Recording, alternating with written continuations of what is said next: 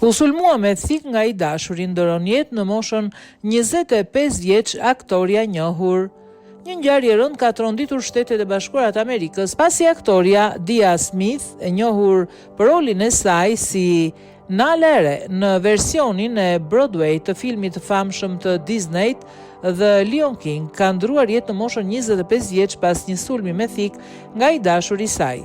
Sipas zyrës së prokurorit të qarkut Middle Essex në New Jersey, ngjarja ndodhi në 21 dhjetor. Policia e qytetit Edison ju përgjigj një telefonate emergjente në 911 ku gjeti aktoren të plagosur rënd. Ajo u transferua me urgjencë në spital, por fatkeqësisht nuk arriti të mbijetonte plagëve dhe u shpallë vdekur.